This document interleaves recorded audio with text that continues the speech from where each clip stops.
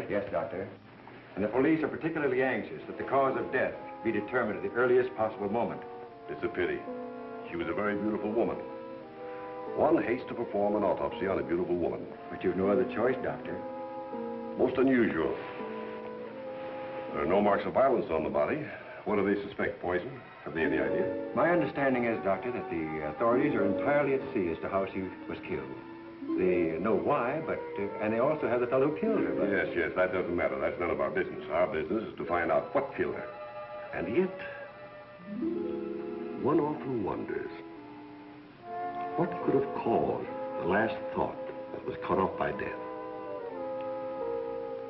If it was spoken now, what would it be?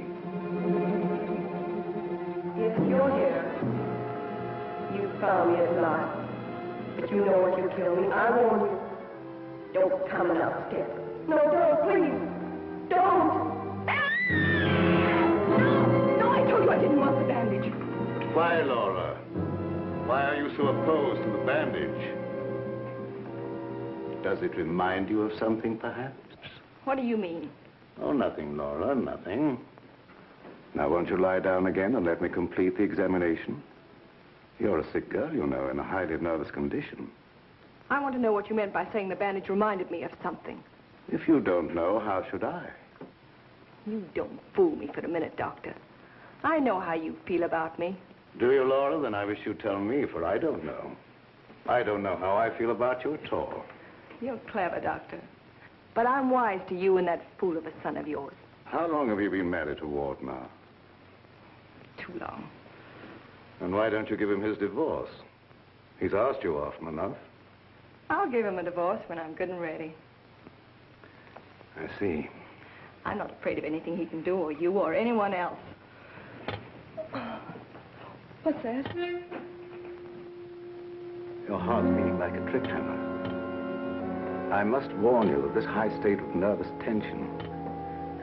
What's that noise?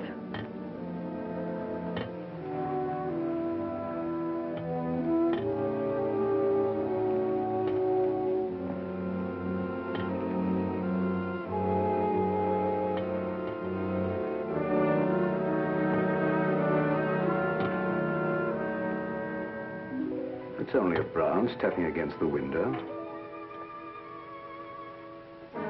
Now, my dear Laura, if you want me to help you, you must tell me what it is you fear. I told you I'm not afraid of anything. I know what's going on here. Someone's trying to scare me out, but it won't work, see? Here I am, and here I'll stay until I rot. I'm afraid there's more truth in that than you suspect. Laura, I must ask you not to cause Father any more trouble. I don't want you threatening him, you hear? You too. You're so cute. I'm sure you want to be alone. You're not going to make him pay for my mistake. What are you going to do about it? I'd like to. You'd like to choke me, wouldn't you, Ward? You haven't got the nerve. Here. This is the only thing you ever gave me. You can have it back. She's right. I gave her this when we were married. It's the only gift that ever passed between us. Ward, what do you propose to do about Laura? What can I do? She won't leave me. She won't give me a divorce. Well, things can't go on this way, you know. Dad, what is the matter with her? What do you think is wrong? I don't know. She wasn't this way until she began getting those letters from abroad, you remember? Yes, it had something to do with those letters. But you would have thought that when they stopped coming, that... What is it, Elizabeth? There's a patient, Doctor, a Mrs. Williams. Williams? That's the name she gave, and she's decked out like she's going to a horse show. I can't see anyone today. Ask her to make another appointment. Dad, please don't let what's happened interfere with your practice. Oh, very well. Send her in a few minutes. Sure, Doctor. Oh, yeah, that Bill Raymond's waiting. Do you want to see him? Who's he? That private cop who's always hanging around just hoping somebody gets murdered. Oh, yes. He's probably come for his check. Take care of it, will you, Ward? Yes. Elizabeth. Yes. This for you. Gee. Thanks, Mr. Warren. But this belongs to Mrs. Van E, doesn't it? Not anymore. It's all yours. She won't get sore, will she? I don't want to have any trouble with her. You know how she is. I know. We all know Lilibet. And I want to thank you for your patience. Run along now, Lilibet. Yes, Doctor.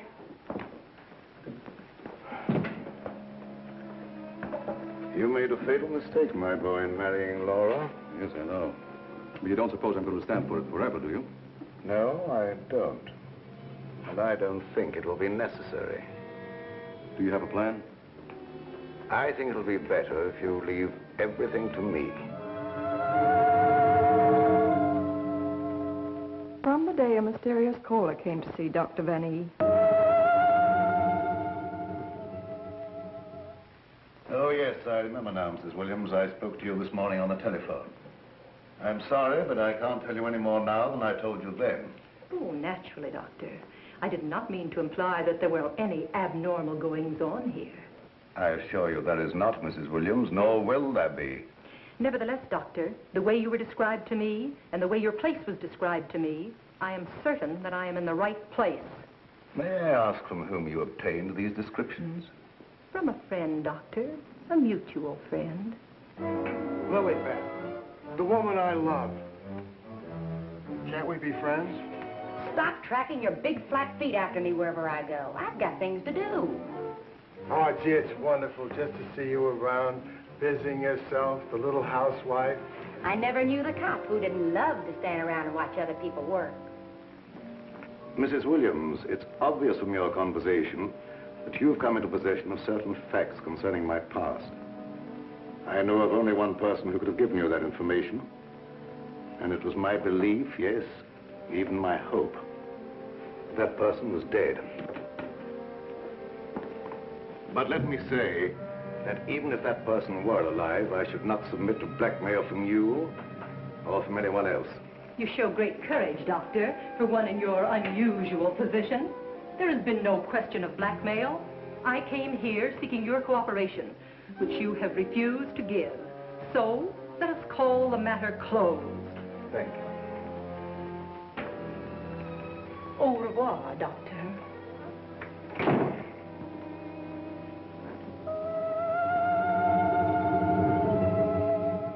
Then came this sinister pair.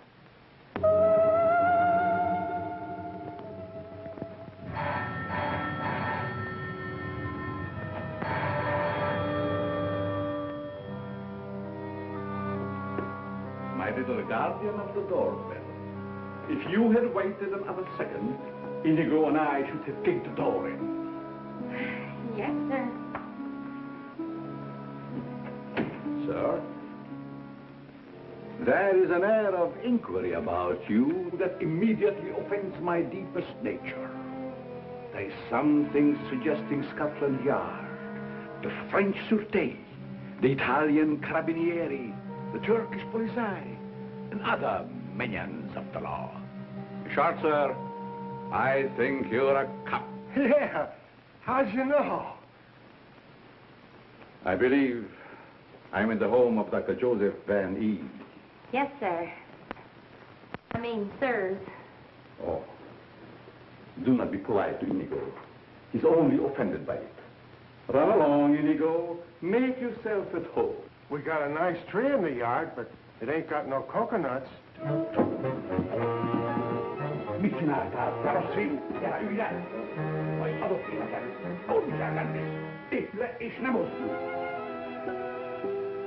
My little friend Inigo is deaf and dumb. He cannot hear and he cannot speak, but he reads the lips, and I would advise you to say nothing to annoy him. For his temper is short, indeed. This, I presume, is Dr. Van E's private office. Yes, sir. But I really should announce you. My dear girl, if I allowed myself to be announced, I doubt I would be received anywhere. I'm sorry, really I am, but the doctor won't see anybody without an appointment. Appointment? I have had an appointment with him these 20 years. He will see me. Doctor, someone's coming! My dear doctor, truthfully can it be said that your house is your castle, protected by your countless slaves? So it is you, Leonard. I was warned you might appear like one of your own illusions out of nowhere. My dear Joseph, you have not changed a bit. Have you met my friend, Mr. Raymond? Raymond? Oh, Raymond. No doubt a relative of the great magician of the same name. Mr. Raymond is our private patrol officer. He keeps an eye on the premises for us. And other comings and goings.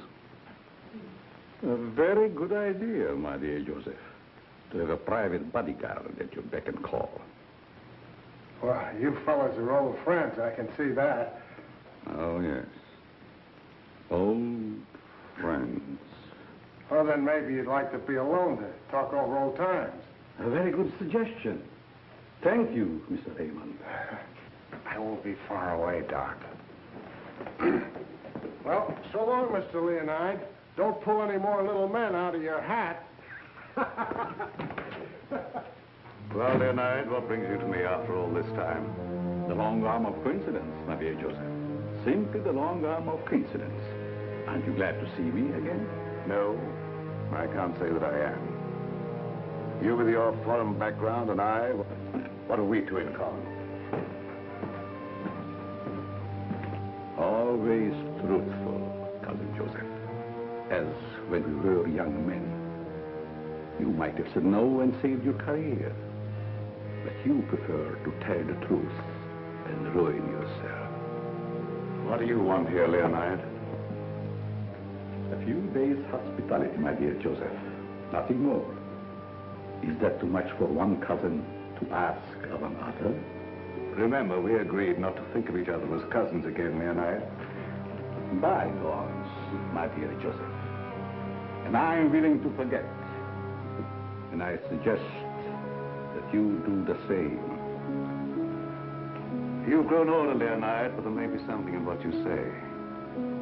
I'm not one to hold a grudge. But don't do anything that will make me regret my action. You have my promise. Now, if you will show me to my room.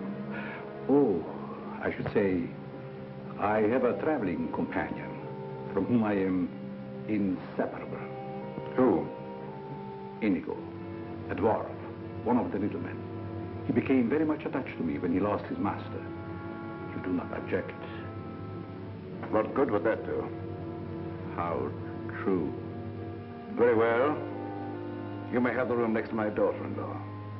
I know you like that. Oh, yes. The lady, who I am told has an utmost horror of having her eyes blindfolded. A phobia of most interesting origin, I dare say. Something to think about. That night, my husband questioned Leonard about my past.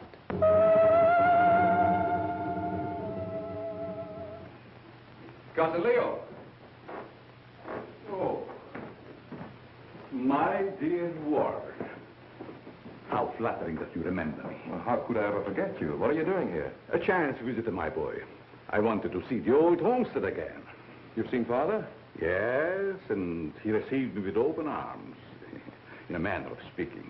I don't mind telling you, you came at a very bad time. We're having some trouble. My boy, trouble and I are like this. I presume you refer to the charming lady in the room next to mine, your wife, I believe.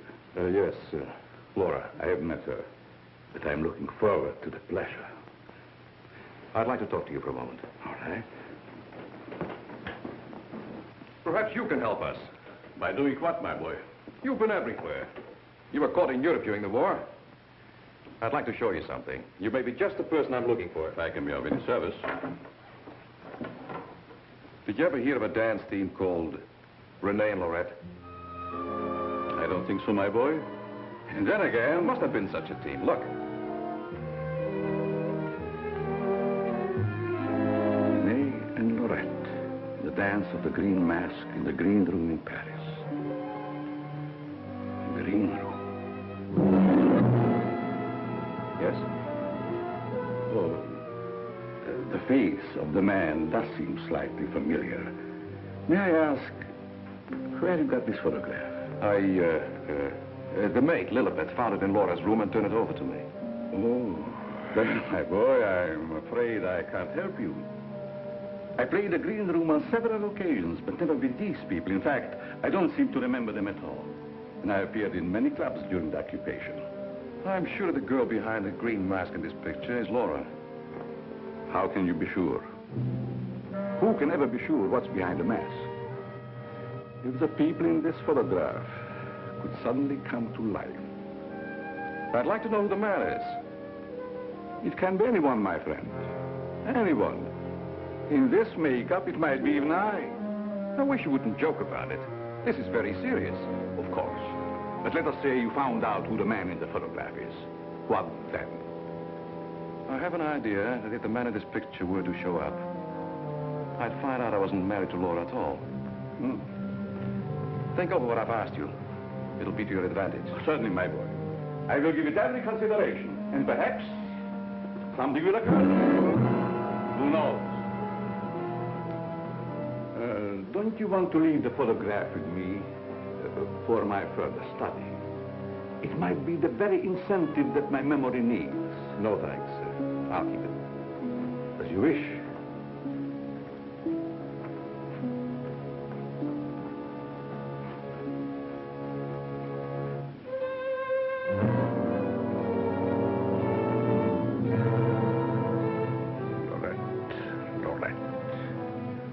I'll make a bet the man in green will get you yet.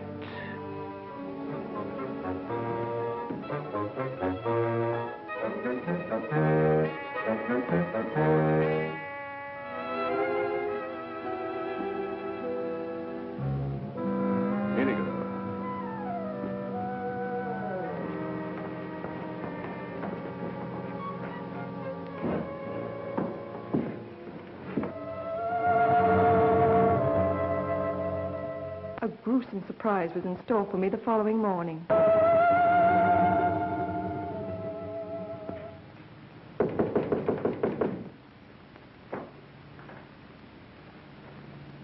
Who is it? It's me, ma'am. What do you want? The afternoon mail. You wanted to know when it arrived. Was there anything for me? Yes, ma'am. Put it under the door. I can't. It's a package.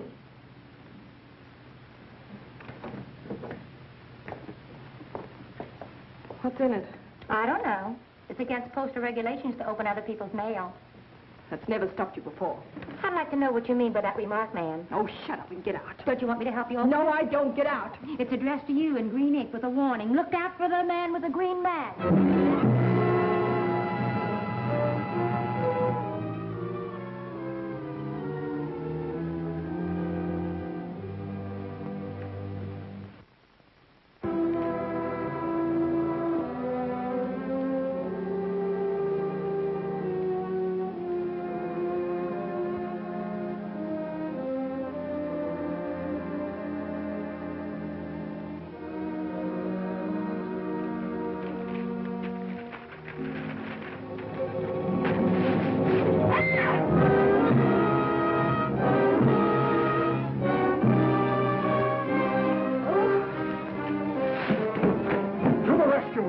Who done it? Which way did he go? Get out.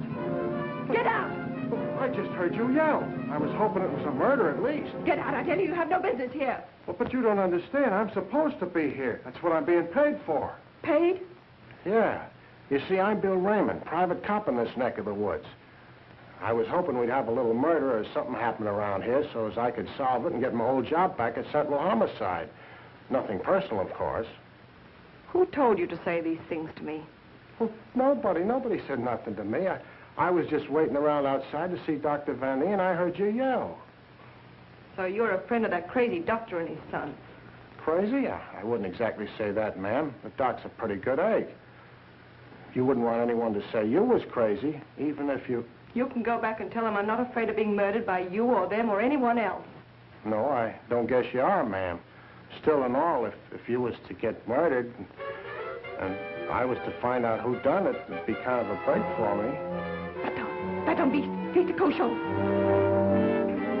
I wouldn't say that to you, lady, even if I knew what it meant.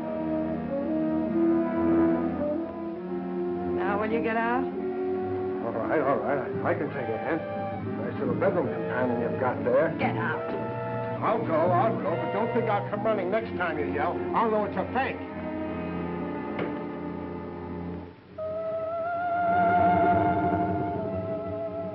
I became afraid and my mind started to crack.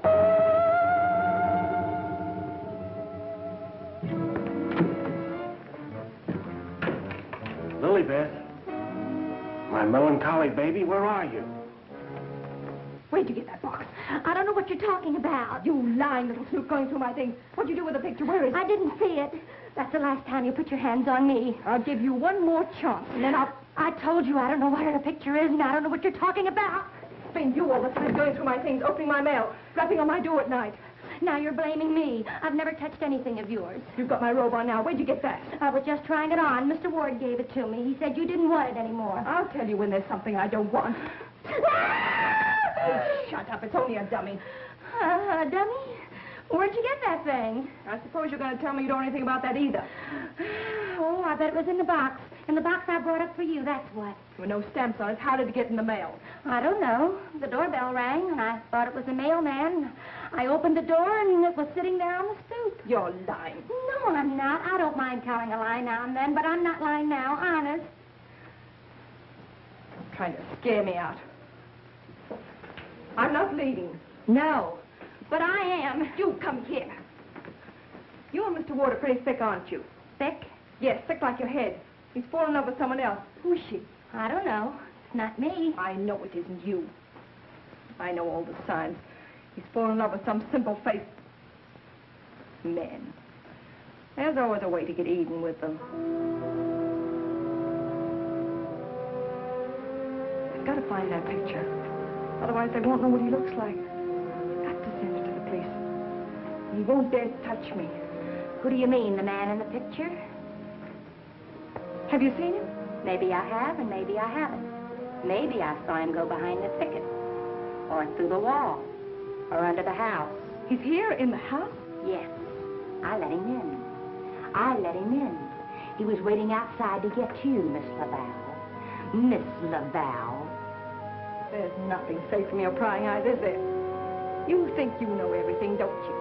I know why you're afraid, and I know what you've done. No, I'm not so thick. I'm not as thick as you think I am, Miss Laval.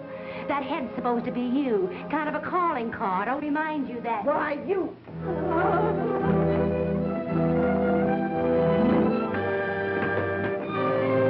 Excuse me, lady.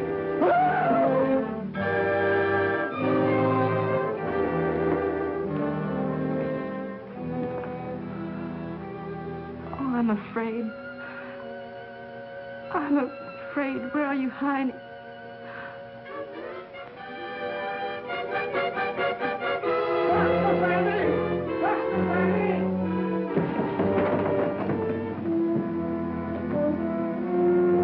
Dr. Fanny! Dr. Fanny! Doc. Fun is fun. But after all, there ain't nothing in my contract that says I gotta... Well, now I ask, is that anything to be playing football with? Where did you get that, Raymond? Miss Fanny chucked it at me like I was a pass receiver for a football team. And I'm all out of practice. Let me see it. This comes from a group of anatomical specimens that was locked in a room in the cellar. How did you happen to get it? That's what I'm trying to tell you. There I was, outside her door, strictly minding my own business, understand? Listening at the keyhole. I don't think that belongs in the realm of your duties, Raymond. But, Doc, there were screams inside. You gotta admit it's within the longitude of my profession to make with an investigatory reaction thereto. What am I saying? I don't understand how his head got from its locked room in the cellar. Well, the way I heard it, it was sent to Mrs. Van A. That was rather a gruesome practical joke. Why, your anatomical locker hasn't been open for ages. I think you once told me you'd lost the only key to it. I know. There is no key to my knowledge. Why, that thing didn't walk out of the room by itself. Hardly. Doc, I'm worried. What about, Raymond? Well, now, take this head business. The whole thing don't seem hardly serious to me. I think that if it's all the same to you, I better be checking along to other duties. You're not afraid, are you, Raymond? Who, me? Scared? It's just that I don't think that there's going to be any murder here done after all. That's too bad. Well, it's not your fault, I guess. It's just not my lucky day, that's all. Thank you, Lilibet. Oh, Miss Lilibet, have you a little more coffee in the kitchen? What happened to the 3 gallons I already gave you today? Lilibet, what you need is a good, strong, steady man. Who is always hanging around, tracking up my floors and things. What's that on your shoe? Looks like cobwebs from out of the cellar. What were you doing in the basement? It could have been the attic. Bill Raymond, you're holding out on me. What are you up to? Up to? Yes. Who asked you to go poking around in the cellar? It was in performance of my duty. What duty?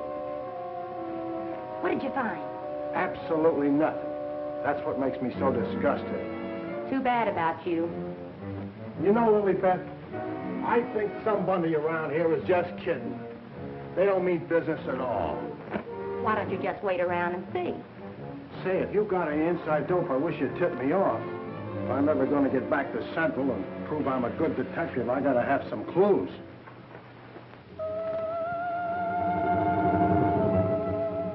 Yes, I was scared. Scared of my life. I expected big things of that ghoulish-looking guy, but he ain't delivered neither. I should say, in a way, you were entitled to expect big things from him.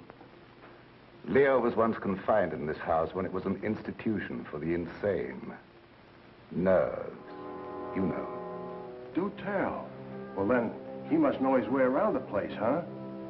I understand while he was here, he engineered an immense number of secret passages through which the guards could keep an eye on the inmates at night.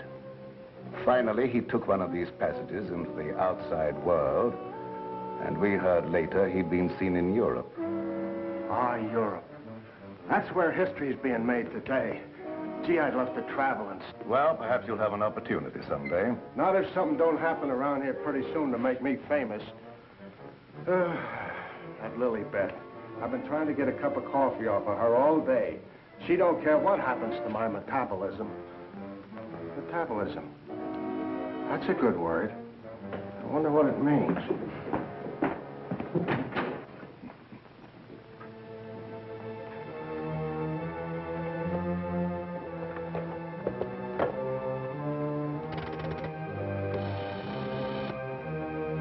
Operator, I want the police right away.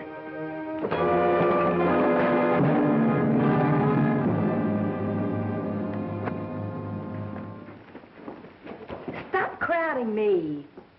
But, hon, don't you want me around to protect you? That indigo guy might... Yes, but who's going to protect me from you? Lilibet. My wild Irish rose. I just live for the day when I can take you out of all this. When I can slave and get you the luxuries in life. Gee, I'd gladly work my fingers to the bone to buy you expensive motor cars and furs and jewels and things and serve you breakfast in bed. What's the matter with me? Am I crazy? Yes, and I'd hate to hang by my neck until you got me all those things. Yeah, you might get a little blue in the face. Still and all I gotta do is to find myself one slightly murdered body, and I'm in. Stop looking at me. Oh, Lilibet, sometimes I think I'm not getting anywheres with you. What do you think? I think you've got a good idea there. All right, all right. You'll be sorry someday when you see my picture in the paper. Wait and see. Hey, Lilibet, why don't you answer the doorbell? Maybe that indigo guy wants in.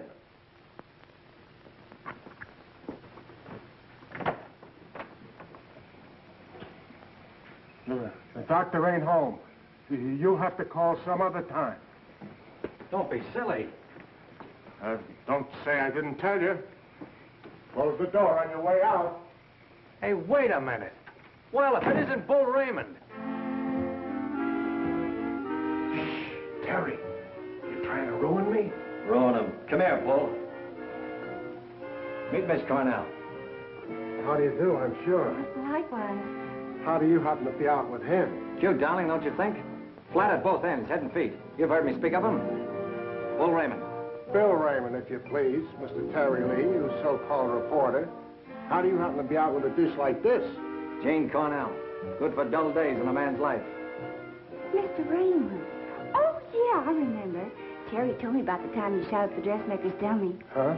Yeah, he said you closed in on what you thought was a murderer, but it turned out to be the dressmaker's dummy, and you shot it full of holes so the real murderer got away. My pal. So this is where you've been hiding after they kicked you out for that fiasco, huh? Bill, I mean? What are you doing here? Can't a man rehabilitate himself in peace?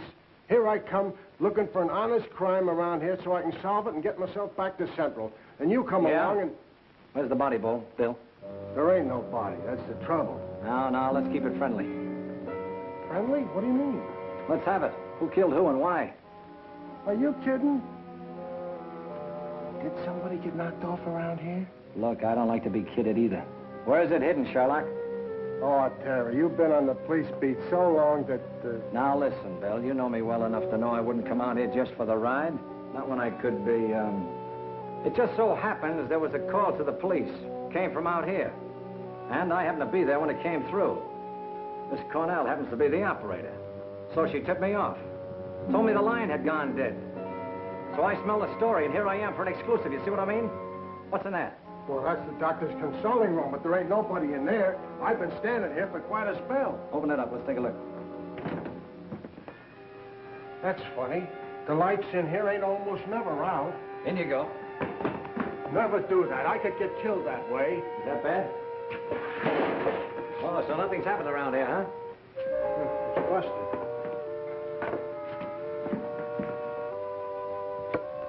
There, see? Like I said, there ain't nobody here.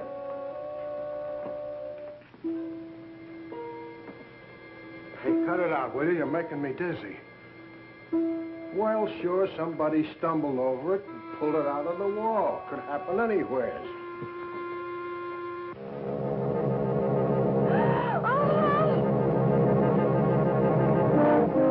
Wants to shake hands with you, Bill. Step right up. Not me. You seen it first.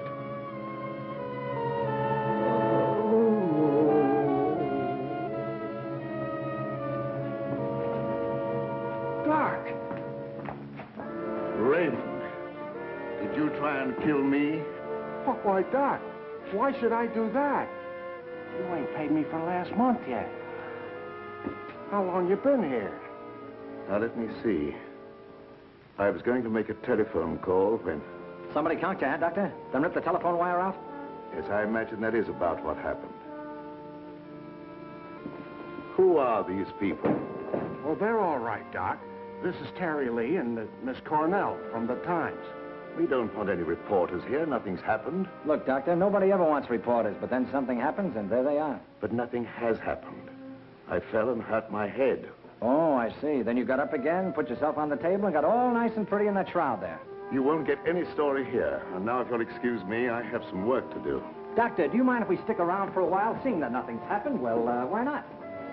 Very well, you may stay for a while, but I warn you, if you make yourselves objectionable in any way, I'll have Raymond throw you out. Well, come on. You heard what the doctor said. He's busy. Get out of the office.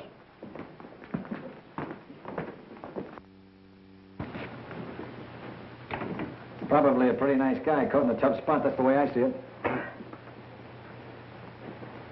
You wouldn't want me to tell him you got kicked out of homicide, would you, Bill, old boy? Oh, Terry, you're my pal. You know that, don't you? Would I kick you out? You would if you could, Bill. Now, why can't we have a little talk, quiet-like? Well, if you just follow me in the parlor over here. Oh, me too, darling, me too. Darling knows everything about everyone, and that's how I learned. Good tell. I just sit at his feet and listen. Yeah? Baby, I'm going to miss you an awful lot when I grow tired of you. Now, remember, you're just going to listen. Well, of course, darling. What else do I do when I'm with you? Sit down. Now, as I remember it, there was a singer at the Click Club who called herself Laura Laval. Didn't she marry young Ward Vanny a couple of years ago? I don't know nothing about it. Oh, yes, you do. It was just about the same time that you had that affair with the dressmaker's dummy. Oh, yeah. Yeah, now I remember, Terry. You're right. She was down to the Click Club, and it was her that married Ward. Wasn't that on a bet of some kind? Well, there was a party going on, and somebody dared Ward to ask the singer to marry him, and he thought at the time it was a good gag, and he went along with it. That's right. He got pretty high and then popped the question at her. How romantic. I just love that. Hush, dear. Listen. Oh. Well, that's how it happened anyway. Ward woke up the next morning and found himself married solid. He'd asked her, and she'd snapped him up. Oh, and they lived snappily ever after. I don't care. I think it was sweet. Darling, couldn't I get you high sometime? And... Sweetheart, have you ever heard the old saying about little girls? What's that? Little girls should be seen and not heard. Now go on, powder your nose. All right. I think I'll be shoving along, too. Now, wait a minute. We're just getting started. We were talking about a singer who called herself Laura Laval. Pushed away into this house for good reasons of her own. Gentlemen, I beg your pardon. I must tell you frankly, I have been eavesdropping. Professor Leonard, this is a reunion. My boy, you must forgive me. You seem to remember me, but I do not recollect you. When was it? What was it? Oh, Professor, it was a long time ago, and I was a kid up in the balcony in Albany. Yes? When you brought down the house with great feats of legerdemain. Oh. You remember, Professor? That was the night that the box office receipts disappeared, just like magic. Part of the act, my boy. Just a part of the act. It's a pleasure to meet one of my youthful admirers. Terry Lee of the Central City Times. Oh, the press? Well, it's nice to have known you. Wait a minute, Professor. What's your hurry? Are you afraid I might bring up the subject of those certain unfortunate recent connections of yours? Shut in the dark, my boy, I'm sure. And I will ignore it. Of course. And this young lady, no doubt a companion of yours. Jane Cornell, my fiancée. Delighted. Likewise, I'm sure. Delightful. And I would suggest to take very good care of her. Miss Lee? Oh, I haven't had a chance to talk to him yet, Mrs. Van Eve. Never mind, I'll tell him myself. Darling, I met her upstairs, and I told her all about you, and that you know everything about everyone. Thank you very much, dear. Welcome to your living room, Mrs. Van Eve. Thank you, but it isn't my living room. I understand you're not unaware of my position in this house. Well, maybe you can tell us about it. I'm being kept a prisoner here against my will. I'm alone and friendless. I'm sorry. Why haven't you called the police? They've done nothing but to call for the police. They have kept me penniless so that I can't leave. I understand. They're trying to destroy my mind, Mr. Lee. By innuendo and indirection, they're trying to make me believe I've done something dreadful in the past. That I'm to be the victim of some horrible vengeance. You know best about that. I'm innocent, Mr. Lee. I've done nothing. Now, this doctor's brought some stranger here with these tricks and illusions to further make me You believe... mean the professor and his little, Yes. You must help me, Mr. Lee. Laura, it's so good to see you downstairs again after all these days being locked in your room. You know perfectly well why I've remained locked in my room. Ward, this is Mr. Lee of the Times, the gentleman I told you about upstairs. Oh, yes. Look here, Mr. Lee. We don't want any more of that front-page splash stuff, such as I got when I married Laura. Your wife's been telling us that she's being kept here under constant threat. She's out of her mind. See what I mean, Mr. Lee? They don't overlook a single chance to put it in my head that I'm crazy. Perhaps I can explain, Mr. Lee. We don't believe there's anything wrong with Laura now. But we are sure something will happen to her mind if she continues to live under this strain. Just as I told you, they're behind it. Can't I make that clear to you? They spend all their time trying to terrify me. They write me letters in green ink. They send me dummy heads wrapped in green paper. Anything to frighten me so I can't sleep. I can't think. The only thought in my head is that I'm going to be killed. These are very serious charges, gentlemen. And I might say it'd make a perfect front-page splash. Lee, if you dare print a word about those ravings of my wife... Don't do anything to make me think they aren't ravings, Mr. Van E.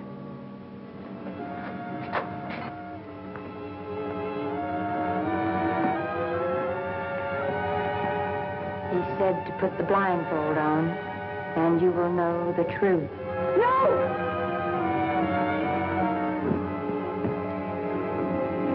What's wrong with her, Doc? Quiet, Raymond. You don't mean that she's... Dead, Raymond.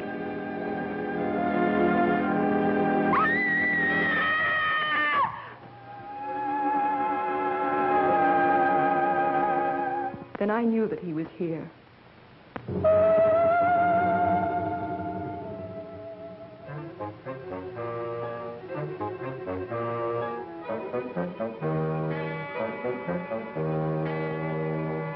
She's coming out of it, but she's in an advanced state of shock. May be necessary to administer a sedative. That's intended to shut her up. I'd like to hear her do some more talking, Doctor. If her mind is allowed to dwell upon what's happened, that may be the breaking point. Well, you've got all the answers. Look here, Lee, I don't like your tone. If you have any insinuations to make them to me. Okay, I will. Suppose you and I talk this over downstairs. I don't recognize your right to question me. However, if it'll make you leave Father alone...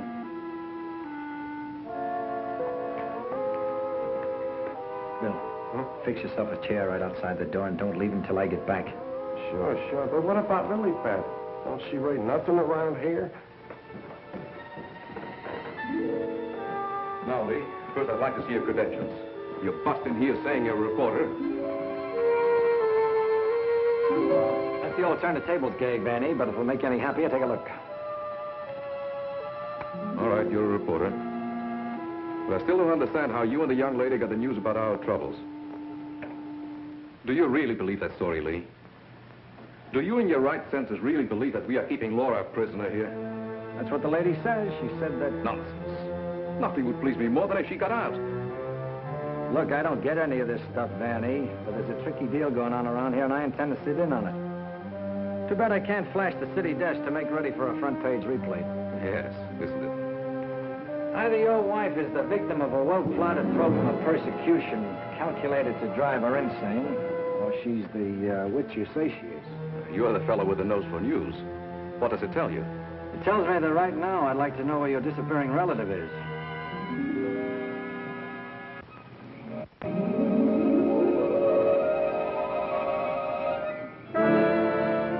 Get back, you fool. What's out there? I have a right to know.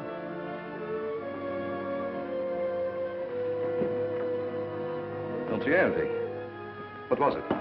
It isn't possible. It isn't possible, of course. What do you see out there, Lee? I've had enough of this. Come on. Are you nervous, Miss Cornell? Oh, no. I think it's very exciting. Well, Professor, I thought I just saw you outside, baying at the moon. You disturbed her sleep. Poor child. Where have you been? How will you start acting normally for a change? You're bringing suspicion upon all of us. I, my boy? What have I done? Suppose you tell us. Has no one arranged to silence you yet, Mr. Lee? What a pity. I don't silence very easy, Professor, and it'd take a lot more than what you've done to her. Do you suggest that I had a hand in that poor girl's unfortunate demise? Why don't you behave yourself, Professor? Mr. Van E here has the right idea. You're just gumming up the works. I did my humble best. Who are you working for? What do you expect to get out of it? I'm charging a debt, Mr. Lee. A debt contracted many years ago. Now, are you any wiser than you were a moment ago? No, but I'm beginning to get a general idea. By the way, how's that little girl of yours? I hope fervently that nothing happened to her. She would look so beautiful lying here. Look, Professor, I may not have been very smart in bringing Miss Cornell here, but if I thought you had any plan to do that... Why do you persist in making me the villain, Mr. Lee?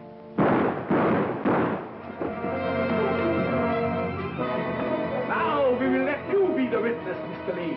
I am here. The sounds came from upstairs, right? Always reliable. Now, what do you rehearse? In there, Terry. In there. It's murder.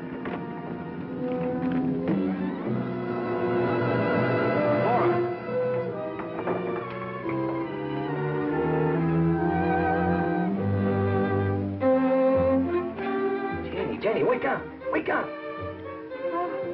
Oh, Terry. Tell me, what happened? Oh, Terry, darling. Let me think. Everything went black and... Yes? Then it started to talk. What started the talk? I don't know. That thing. Now, look, let's get back to the beginning. I left you here with Dr. Van E. Yeah, and then he gave Mrs. Vanny a shot with a long needle. Never mind that. All right.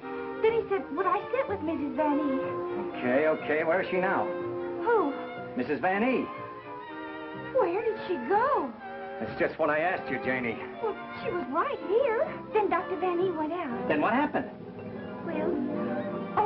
Then Bill Raymond came in. Oh, that's great. The two of you in the same room at the same time. How did you communicate with each other? Sign language? Oh, I don't care. All you do is make fun of me.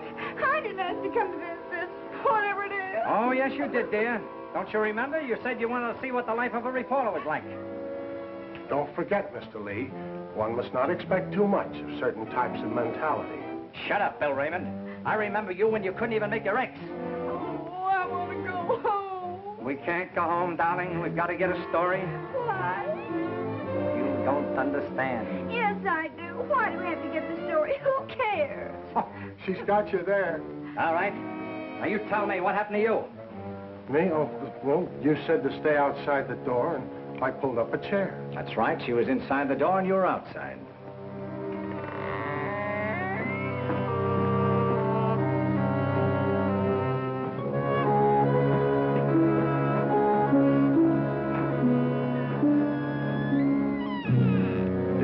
Then come that odor of heavenly perfume. That was an lily pad.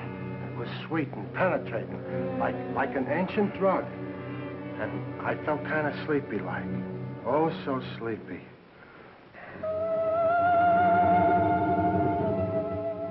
At last, he had me under his power.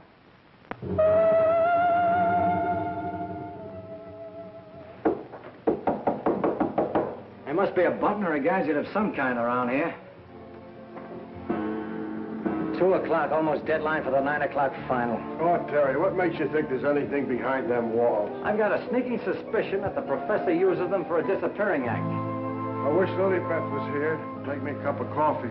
Well, she's right over in the doctor's office. Why don't you ask her? Poor Lily Beth. I kind of hinted that all I needed was a murdered body, but I didn't think she'd take it personal. Will you stay with those walls? I've been around them 3 times, Terry. The thing I can't understand, if the professor was down here when the trouble was going on upstairs, he just had to be 2 different guys in order to have a hand in it.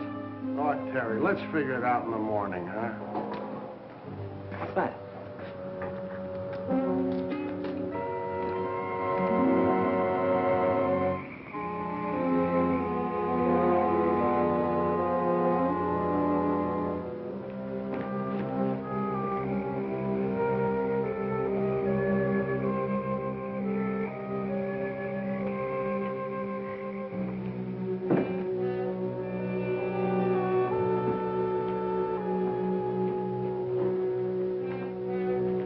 Wake up.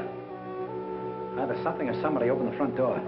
Oh, that's the shortest night's sleep I've had in a long time. All right. Now that you're good and rested, let's see if we can understand what happened upstairs. Well, do you think it had something to do with that picture, maybe, that Lily Beth found in Mrs. Van E's room? What picture? Or the one with the couple with the 2 masks, you know, like we found, like that mask. Who has the picture now? Well, young Van E, I guess. That's the point. Where has Mr. Van E been since his wife's disappearance? Well, him and his old man are sleeping. I guess they got some sense. Oh, no. I've already checked that, and they haven't slept in their beds tonight. Wake up! I refuse to answer on the grounds that my tend to incriminate or degrade me. My unconscious mind. Now, look, Bill, please stay awake for a while. Now, look, tell me, what happened when you smelled that sweet odor in the hall upstairs? No, it smelled lovely. Lovely, that's all I can remember. And Dr. Van E had already left Laura's room, is that right? Yeah, he'd gone out, and he said goodnight, and he had given her some sedative or something that he said would take care of her till morning, and then he went down the hall to his own room. And then you fell asleep? Yeah, no, I just kind of dozed off a little. Like this. Here's your coffee, sir. Terry. That's a dirty trick. Stay on the other side of that window. What for? Take a look. I'm looking. What do you see? Lily Beth! Gee, this ain't natural. Who are you talking to? The woman I love. Poor little angel. Try and speak to me. She can't hear you.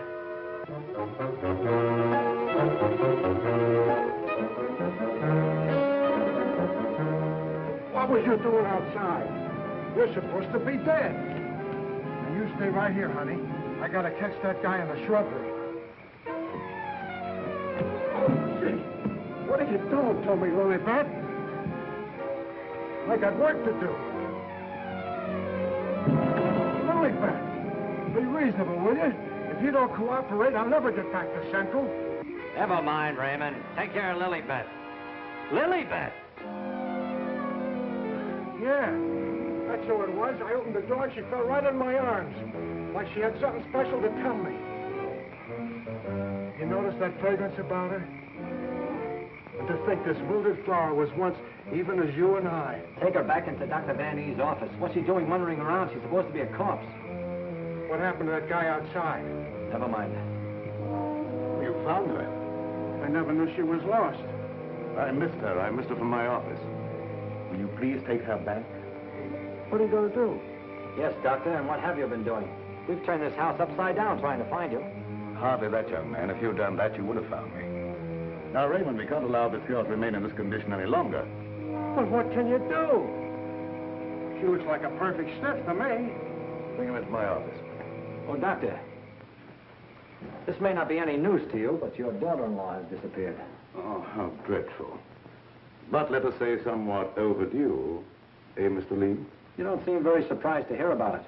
Young man, when you've been devoutly praying for something to happen, you accept your good fortune without question.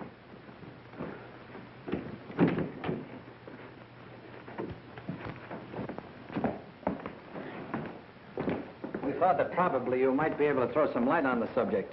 That's right, Raymond. Leave her there. There's absolutely nothing wrong with her. Huh? And you mean I've been pining away for nothing? She was put in a deep hypnotic sleep, that's all. But why? Why, Doc? Who done it? It was done so that she would obey certain orders that were transmitted to her. If that's true, then why did you declare her dead? I had my own good reasons. Would you give me one reason why you like to go around getting hit on the head? That must become a little monotonous. Mr. Lee, are you sure that you saw what you thought you saw? Well, I'm not blind. I might be getting a little dizzy in this madhouse.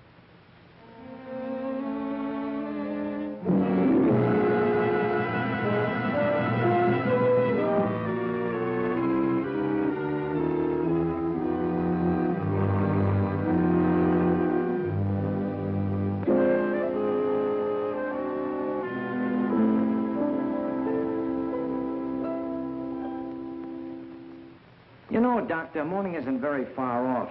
And when the police get here, you've got an awful lot of explaining to do. You're in this up to your neck. By morning, let us hope no explanations will be necessary. Everything will have explained itself. Poor little sleeping beauty. Do you suppose someone thought she looked weak-minded and picked her out to carry out his commands? That's not always the case, Raymond. If Lee and I were here, we could settle this case very quickly. Gentlemen, it is my peculiar misfortune to always be in a position where I may eavesdrop. How can I be of service, Cousin Joseph? Oh, Professor. Ask me no questions, my friend, and I will tell you no lies. Leonard, you could undo certain mischief that has been done this girl. I know you can help if you will. I could, my dear Joseph. But I will not bring down the wrath of the unknown madman who is loose about these premises. It is a matter of self-preservation. I had nothing to do with hypnotizing this girl. I have an idea that you may have already carried out the unknown's orders and that he no longer needs her. Nevertheless, my dear Joseph, you must excuse me. Just a minute, Professor. I wonder what would happen, Professor, if in connection with your sudden reappearance here, somebody dug up the old story of why you swindled Dr. Van E and then ran off and let him take the rap. I will not be blackmailed, Mr. Lee. And I observe again that you're a young man who knows too much for his own good. And I would also like to know where you obtained all this information. You're extremely young to have your fingertips on events of 20 years ago. I have a memory like an elephant. I never forget something once I hear it. I'm a sharpie, Professor. As every one of you will admit before morning. Now, Doctor, I'd like to bore you with a few questions. I wouldn't mind, young man, if you had the slightest idea of what you were looking for. Maybe if we start back to the time around midnight, when you administered what you call a sedative to your daughter-in-law. Are you inferring that I had anything to do with Laura's disappearance? Why do you keep evading the issue, Doctor? You know you'll have to confess when the police get here anyway. I would remind you, young man, that you're making a direct accusation, and I refuse to answer. Look, I want the facts and I want them now. Let's cut out the mulberry bush routine. Listen, Bill, you're supposed to be a cop and you want to get back to homicide. Help me make the doctor loosen up. He knows a lot more than he's telling. Well, sure, I'll help Terry, but first let's get Lilybeth out of this. Maybe she can tell us something. Yes, Mr. Lee, it seems to me that you're not too anxious to have Lilybeth restored to consciousness.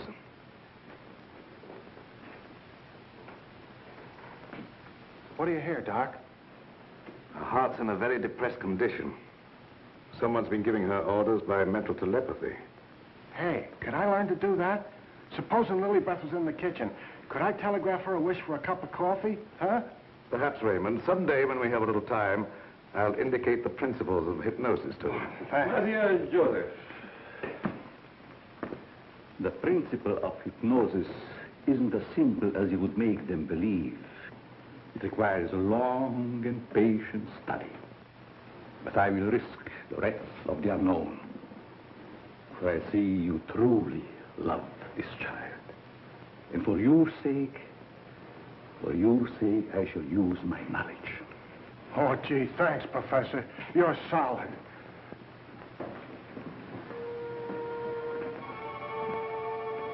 Och jag fick med lätten och fläcken och fyrflätten. Larm och sördimon här. Wake up. Wake up. Lilybeth, darling. Keep your big hands to yourself. What are you slapping me for? Professor, put her back to sleep. It's better that way. What have you been doing to me? Me? What have I been doing? Yes, what have you been doing? You gotta learn me that hypnotism trick. It's my only chance. Tell me, Lilybeth, what happened? Well, I can't seem to remember it. It all seems like a dream. Did you see anyone? No. But I do remember a perfume, a sweet odor. Yes, go on. Terry, darling. Oh, Terry, darling. Yes, Jane. What is it? Is it Halloween? No, it isn't. Then why was that green face bobbing up at the window? What? Yeah, a green face just like the one I saw in Miss Van E's room. You saw a green face in Mrs. Van E's room? Yes, darling, that's what she was shooting at. I mentioned it to you, but you're so scatterbrained. Yes, dear, I'm scatterbrained. Does your mind feel rested now and everything after your nap? Mm-hmm. That's a good girl. Now, come on, tell me, what happened? Oh, don't yell at me. I can tell you just how it happened. We were alone in the room, and Laura was going to sleep. And then she said, oh, take away the bandage. And I said, what bandage? And then she said, oh, don't shoot me. I didn't mean to do it. And then, the room got awfully black. I think somebody must have turned off the lights. Just like that. Go ahead, you're doing fine. Well... Yeah, the lights had already gone out. Uh-huh. And the room got awfully dark. You've already said that. Think hard now. You saw a green mask. It came out of the wardrobe. Like a moth? Yes, darling, just like a moth. Oh, how clever of you. It was just like a great big moth, and it flew around and Please around. don't around. make yourself any dizzier than you are. Now tell me the rest of it. Well, I just don't see how you could remember that it was like a great big moth. And did you see it? Was you there hiding in the wardrobe, maybe? No, I wasn't in the wardrobe. Now, look, Jane, please, be yourself. No, I mean, don't be yourself. Just relax. Relax. Mr. Lee, just a moment. Where were you?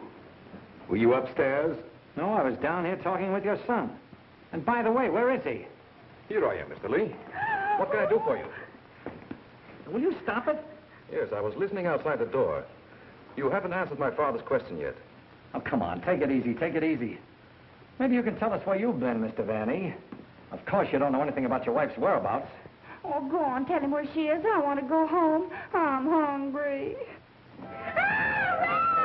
Quiet, everybody, quiet! Laura! Don't. No, don't. Don't.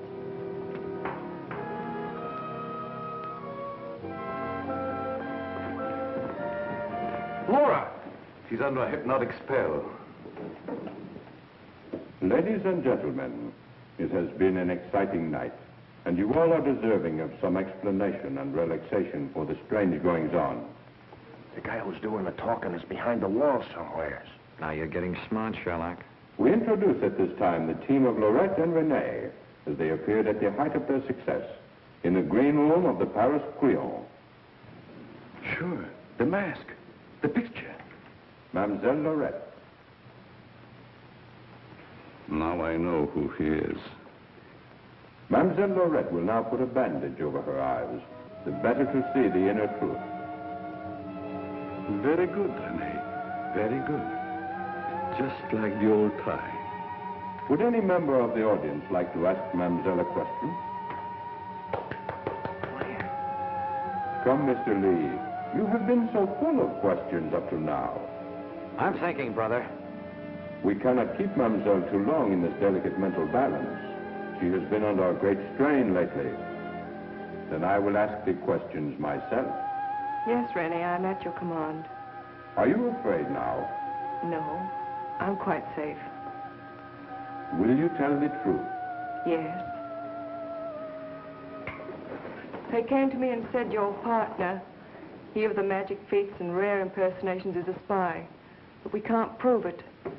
We will give you 1,000,000 francs if you, Lorette, bring us that proof. Now we shall know. You gave them the proof they wanted? Yes. They took him away to be killed? Yes. What was he to you, this man you betrayed? This man you sold to the enemy for money? He was my husband. When they told you he was to be executed, you sent this man a gift for his last moment before the firing squad.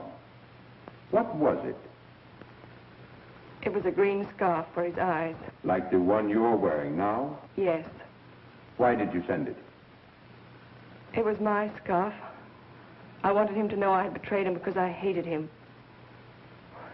He was good and kind, but I hated him for the power he had over me. I see. That is your only defense. You hated. You thought they shot him. You escaped to America. You thought you were safe. Then you found out he was alive and wanted revenge. Thank you, Mademoiselle Lorette. You may remove the bandage now. What do you see on the cloth, Mademoiselle? There's a hole in it. Yes. What else, Lorette? What else? There's blood on it. There's blood. I have come back. I am here. And I will have my revenge. No! No, don't touch me! Outside, under the window, you know where.